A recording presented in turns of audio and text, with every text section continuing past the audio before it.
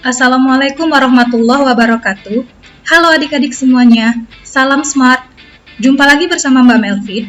Pada kesempatan kali ini, Mbak akan membahas mengenai materi UTBK, pengetahuan dan pemahaman umum, pelajaran bahasa Inggris. Baik adik-adik, hari ini atau kali ini, Mbak akan membahas mengenai materi yang ketiga, yaitu Reading Comprehension Comparison, or reading comprehension comparing two text. Jadi, pada materi yang ketiga ini, kita akan membandingkan dua buah teks. Dalam teks reading comprehension ini, akan terdapat dua buah teks yang akan memiliki kesamaan dalam struktur maupun jenis teksnya. Pertanyaan yang sering muncul sebenarnya hampir sama seperti pada one full text reading comprehension atau pada materi kita yang pertama, seperti topik, idea, conclusion, true or false, dan sebagainya. Namun, biasanya pertanyaan dari teks tersebut akan saling mengaitkan antara satu dengan yang lainnya.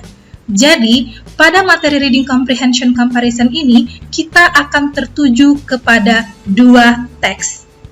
Kita lihat contoh pertanyaan yang sering muncul ya.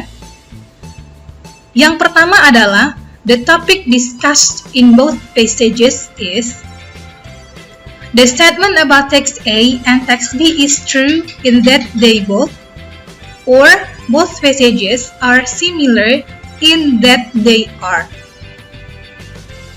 Jadi, ini merupakan jenis-jenis atau tipe pertanyaan yang terdapat pada reading comprehension comparison. Okay, now let's see the example of the questions. Okay, kita lihat over here di sini ada passage A and over here is passage B. Okay, kita lihat terlebih dahulu ya. Di passage A ini dia membahas tentang second hand smoke or passive smokers. Sedangkan di passage B ini bisa adik-adik lihat, dia juga membahas tentang passive smoking atau perokok pasif. Kita lihat contoh pertanyaannya. Yang pertama, which of the following themes is mainly discussed in the passage? Menentukan tema ya. Trik untuk menentukan tema sama seperti trik untuk mencari topik or main idea of the passage. Bagaimana adik-adik? Dari opsi A until E, which one is the answer? Sudah menemukan jawabannya? Okay, so the answer is E, the danger of being a passive smokers. Karena pada passage A dan B tadi membahas tentang bahaya menjadi perokok pasif. Kemudian kita lanjut ke pertanyaan yang nomor 2. Which of the following opinions is mentioned in both passages? Opinions ya, opini, pendapat. Berarti yang bukan merupakan fakta. Oke. Bisa kita lihat dengan melihat opsi A until E dari opsi A sampai E. Jawabannya adalah B. Active smokers smoke and dangerous passive smokers. Jadi perokok yang aktif itu membahayakan perokok yang pasif. Baik adik-adik, kita lanjut ke soal yang nomor 3. The idea of passage A is similar to of passage B in that it is. Jadi, ide dari passage atau teks yang A ini sama seperti ide yang terdapat pada teks B dalam hal apa? Oke, bisa dilihat dan dibaca terlebih dahulu tadi teksnya. Oke, jawabannya adalah A. A list of several health risks for non-smokers who live with smokers. Jadi beberapa resiko dari yang bukan perokok yang tinggal dengan seorang perokok. Di mana? Oke, bisa kita lihat di sini yang sama ya. Oke. Nah, ini adalah passage A-nya. Yang mana yang sama? Here, children who are around tobacco smoke in their homes. Nah, berarti di sini anak-anak yang tinggal dengan seorang yang perokok ya, itu merupakan di passage A. Kemudian di passage B kita lihat. Nah, di sini bisa kita lihat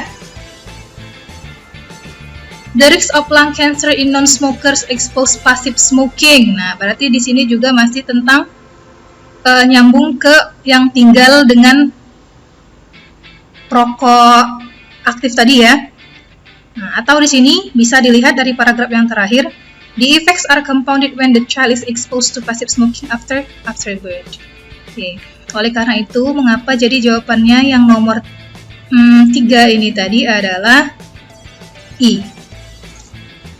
Next question, number 4. Both passages can be best. Okay, sorry, this one is best. Best summarize as which of the following? Summarize di sini maksudnya adalah kesimpulan atau conclusion. So, to find the summarize or the conclusion of the text, we have to read the last sentence of the last paragraph. Jadi untuk mencari kesimpulan, bisa kita lihat dengan cara membaca kalimat terakhir di paragraf terakhir. Oke, bisa dibaca ya. So, the answer is E. Non-smokers living with smokers are likely to get health problems. Jadi, seorang yang perokok pasif atau yang tidak merokok, yang tinggal bersama seorang yang merokok atau seorang perokok akan mendapatkan gangguan kesehatan. Well, selanjutnya yang soal nomor 5. Based on the passages, it can be hypothesized that, hypothesize ini adalah hipotesis, di mana hipotesis ini merujuk ke dugaan sementara. Apa itu hypothesize?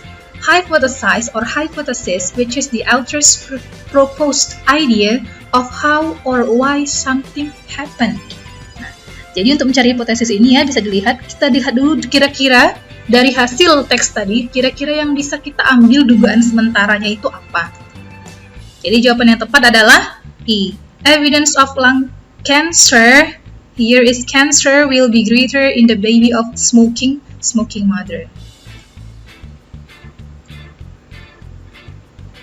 Baik adik-adik, kita lanjut ke soal yang atau teks yang kedua. Ini adalah passage A-nya. Dan kemudian ini adalah passage B-nya. Oke, kita lihat pertanyaannya terlebih dahulu ya. Oke, number 6. Nomor 6. Both passages are similar in content in terms of addressing. Jadi masih sama-sama menanyakan, kedua teks ini sama isinya atau sama-sama membahas tentang apa. Okay, let's see the answer first. Okay, recent research evidence on cell phone use. Jadi penelitian baru-baru ini mengenai penggunaan dari mobile phone atau handphone. Kita lihat ya. Oke, tadi jelas jawabannya adalah research atau penelitian.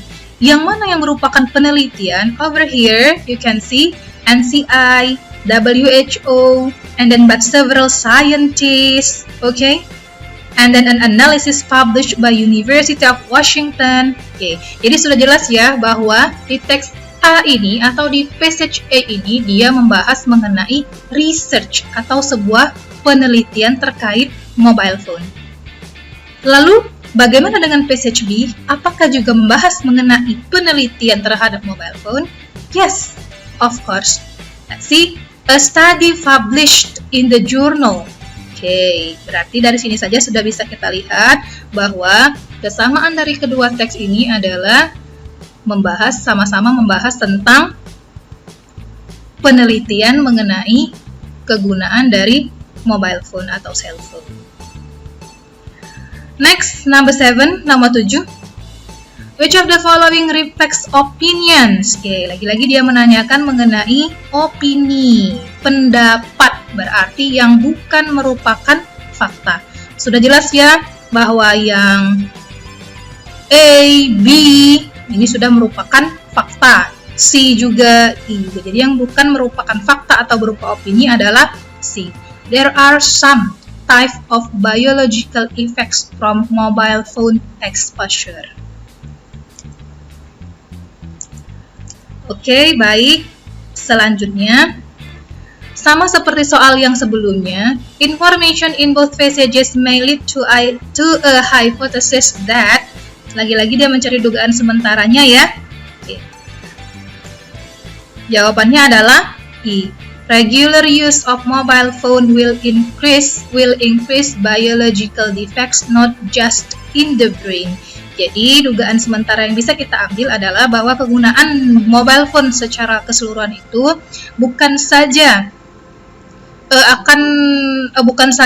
terdapat akan mengganggu otak, tapi juga akan mengganggu efek biologis kita. Terakhir soal nomor 9. The topic discussed in both passages is. Oke, dia mencari topik ya. Cari topik dari bacaan. Oke, over here, inconclusive empirical findings on the impact of use of mobile phone. Jadi penemuan lagi ya, efek dari penemuan kegunaan dari handphone. Boleh kita lihat? Oke. Tadi ya, sama seperti soal nomor 6. Di sini tadi findings penemuan ya, masih ke NCI, WHO. Kemudian di sini dia juga tentang jurnal bioelektromagnetik. Jadi dengan melihat kalimat pertama dari setiap paragraf saja sudah jelas bahwa topik yang terdapat dari kedua teks tersebut adalah E. Inconclusive empirical findings. Oke,